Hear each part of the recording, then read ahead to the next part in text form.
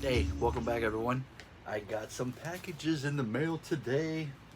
Got two different items. Obviously you see the title, you already know what it is. Got an album, got a record, and a special book here that's heavily, like, they did a good job securing it. So, as you guys already know, huge Crow fan. I had a lot of books back in the day. I'd never even seen this one before, behind the scenes book. So when I saw it online, I'm like, I gotta grab it. So behind the scenes book of the Crow, but this one's special because I'm gonna have to keep going. Sorry, it's signed by the creator James O'Barr. So when I saw it signed, I'm like, wow, bonus. I'm like, okay, I'll get it. Okay, let's start off with the book plate that's right there, which is really cool. I never even knew what a book plate was, but it was part of the deal. So I'm like, all right, cool. You know, J. O. Bar right here, and he signed it. So I mean, if it goes in the book, why not? But it's in the, like how comic books are with the cardboard and the sleeve. So I'm like, okay, cool, bonus. But here's the real beauty right here. The Crow, the movie by Jeff Conner and Robert Zuckerman. It's a complete behind the scenes, and James O. right there signed it. I love his signature. It's so beautiful. He's the one that created the Crow. Obviously, through his tragedy of him losing his fiance, we get an amazing story of the Crow. So unfortunate, from some tragedies, we get something amazing. But it looks like he's been, help. I think it was like therapy for him to write the book. So, the Crow movie is a rich visual examination of the world of the Crow and its journey from James O'Barr's comic book masterpiece to the stunning silver screen adaptation. Author Jeff Conner and photographer Robert Zuckerman have detailed every facet of the Crow experience. The fascinating book includes full color images from the film, production stills, behind the scenes photos, and interviews with the film's creators and Brandon Lee. Both the faithful comic book fan and the newly converted devotee will be captivated by this in-depth pictorial history. So this came out back in the day. Kitchen Sink Press released this way back in the day, and this is the first print of it, this first run. And James O'Barr signed it right there, man, which is amazing. So I mean, I can't be more. I can't get. I mean, to have the creator sign the book too, I mean, it's the best thing you can get next to have him actually sign the comic books, the first runs, So if you get him to sign anything, it's that Crow related is awesome. So some of these pictures right here alone, like, seen, like, I've seen a lot of pictures from the movie, right, and I've seen the movie 100 million gazillion times, but seeing some of these rare photos that I haven't seen ever, it's really cool. It's like seeing it brand new all over again. So I can't wait to read this and get fully in detail. I'm gonna probably read this in one day. It's in one sitting. This is like no brainer, easy book to read right here. So I'm super stoked to add this to my collection. I've had other books in the past, but I've never had this. I've never even seen this one before. So if you guys had this before, or if you've seen this, let me know what you guys think of this. I mean, I think originally it was $14.95. Your boy didn't pay that much. I'll tell you that much. But if you guys had this, and if you guys own this, let me know in the comments. I'll be curious to know how many people even knew about this. I didn't know about this. I thought I had seen everything Crow related, but I mean, I'm still surprised. So I'm all over it. So got that baby on there. So I am super stoked to get that right there. So that was purchase number one. And then once this released, I had missed the limited edition run. It was like 500 releases, 500 copies of the black and marble one, but I'm like, you know what? Those are super high in price now. Maybe when it comes down, I'll eventually get one later on. But for right now, I'll settle for the black vinyl. And this is the beautiful score. Oh my God. Oh my God. This cover alone right here is absolutely gorgeous. Look at that. You see that? Check that out. I don't know if you guys can see, but there's the raindrops on the cover. Yeah, it's hard to see, I know. But this is the original motion picture score by Graeme Revell. Deluxe edition 2 LP set includes embossed jacket, 16 by 24 movie poster, which is really cool, and 30 minutes of unreleased music. This is by Proyas. They've been doing scores for like soundtracks forever. So there's the front. There's the back. So yeah, music and this is amazing. The music is just as important as the movie, and the soundtrack obviously is probably the top 90 soundtrack of all time. I'll fight me for it. I don't care. And I love 90s soundtracks. Hackers. Um, what else is there? Judgment Day or Judgment Night. I'm sorry. There's tons of great night. Romeo and Juliet. I mean, there's tons of 90s great 90s soundtracks. But for me, obviously, it's gonna be The Crow. It's gonna win. So I did my. I always open like that. You know me. I like to keep the plastic. But this one I might have to open it just to get all the goodies out of it. So we'll see. But if I can just get everything out, simple. Oh, yep, no problem. So I'll show you the inside. Double LP. Boom. With the original poster cover. Brandon Lee right there. Boom.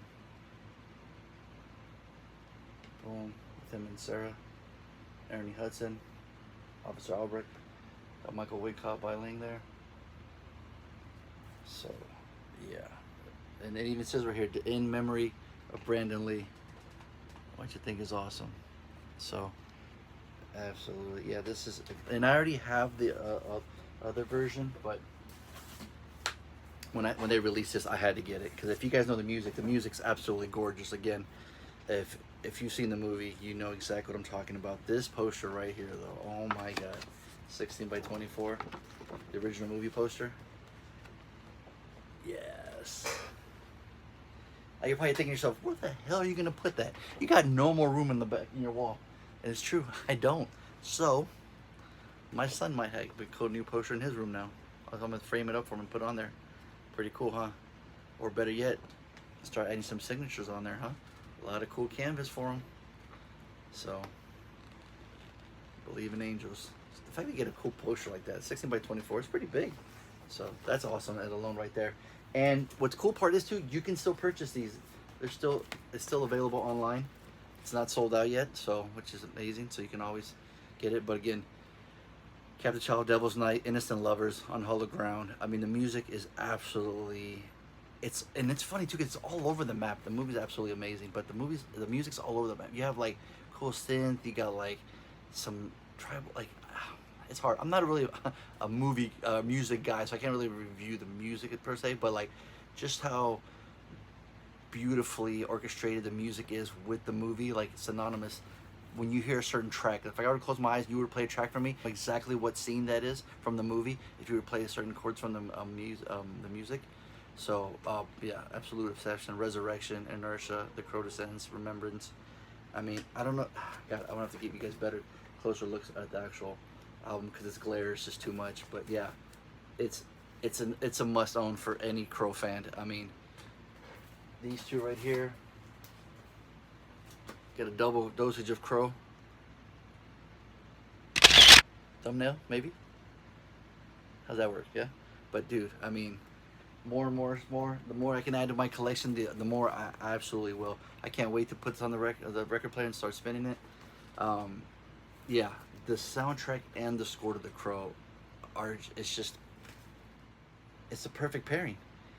I mean, I've tried looking for interviews with Graeme Revell talking about it, but I just can't find any online. I'm still searching. But with 30 minutes of unreleased music, that's what I'm very curious about, because the original score that I have, it's just the plain score that they released a long time ago, like that I own on CD. So very curious to hear that.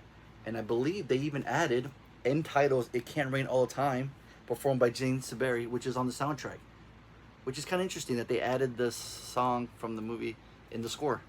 I'm not complaining because I love that song. So yeah, super stoked on these two purchases. Like I said, I can't wait to spin this. It's like Christmas in August. Like, I just keep getting more cool stuff. Every time I'm going online, I keep seeing more stuff. I'm like, all right, well, looks like I'm adding that to the collection. Just to give you guys an idea what Graeme was going through, he said, in the uses of world music in film history had most often been direct references to location, race, or culture. The opportunity instead to use all these sound sources in a fantasy setting like The Crow could release them from these confines. I heard them as universal. The key was my love of this music, especially Middle Eastern, and my respect for both within the outside of its regional or ethnic context. He also already used some of these techniques in dead calm voices, drumming, sampled instruments, and industrial noise. But The Crow was an extraordinary opportunity to go much further and explore a multitude of sound elements new to film scoring. I made new instruments, multi-tracking voice and duduk in unison, inverted and played with waveforms such as syllables of Egyptian songstress Om Koldum from its old 78 RPM record. The Crow established a style that has been mimicked countless times. My use of voice as lead instrument was highly unusual at the time. Now it is extremely common. The crossover between music and sound effects has become ubiquitous. No one in the production saw the relevance of chamber strings to the Crow story, but I preserved and recorded them anyway, and in 3/4 time for good measure. Time has proven such themes to be the emotional core of the similar movies, even when the bulk of the plot is action-oriented. In The Crow, heroism took no pleasure in retribution. Sadness always remained. So, I mean, it's... So, just to give you an idea of what, there's so many different instruments, and I'm looking at the keyboards, guitars, percussion, trumpet, voices, Armenian duduk. I mean, like, what? It's just, like I said, you've seen the movie, you know exactly what I'm talking about. It's just, there's sadness. There's moment. Graeme Revell played the guitar in the scene in the movie. He does that solo when he's on the roof and he's playing. Oh, dude, that's awesome. I love that scene. For a long time, I had that as my ringtone back in the day. So, again, there's just some movies that when you grew up watching, they just stick with you, right, forever. This is the one for me. His fans are keeping his spirit alive, his beautiful talent, his beautiful spirit that he put his all on the movie, and we get to enjoy it. We get to listen to it,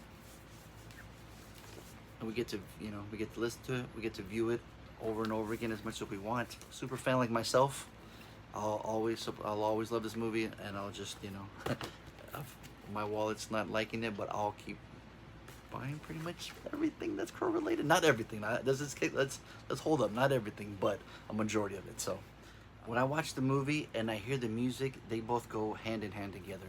I mean, the score by Graeme Revell is just, to me, I never really paid attention to the score as much as I did as a kid. I mean, subconsciously you hear the music, but you don't really hear it until like it's like almost like a character in the movie. And with this score, it was like that. I guess makes I watched it so many times. Same with Danny Elfman's score with Batman, and Brad Fiddel's Terminator 2. Once that I watched over and over again, then I start to pick up other things. And same with The Crow. When I picked up the score, I started picking up music cues and hearing things. And there's still songs that I hear now that just make me tear up when I hear it, just thinking about it. Like when Sarah's walking up to Eric at the very end, or and then now with It Can't Rain All the Time, the song on there, it's just synonymous with the movie. I mean, you can't. Every time I hear that, it just reminds me of the first time I saw it, or how many times I've watched it, and it just warms my heart. Just 'cause I love this movie so much. So, like I said, if you guys enjoy the movie as much as I do, then you have to get the soundtrack. Believe it's on CD as well too. So if you don't have a record player, don't fret. It's on CD as well. So, get yourself the soundtrack. Obviously, no brainer. Best soundtrack in the '90s. Graeme Revell score, chef kiss. You gotta own it. So, and for a bonus. Well, check it out. While I'm listening to the score, I'm gonna be reading the book. So, man, I'm so excited. I can't wait to read this and play the music. So, hit the like button right there, subscribe button right there, or if it's there, I don't know where it's at, but it's one of there. And then the notification bell, man. Make sure you hit your notification bells and you guys know every time a video goes up. I appreciate all the new subscribers. I'm appreciating all the support. Thank you guys so much for all the comments. You guys leaving all the videos. I really appreciate it. And as always, remember guys, it can't rain all the time.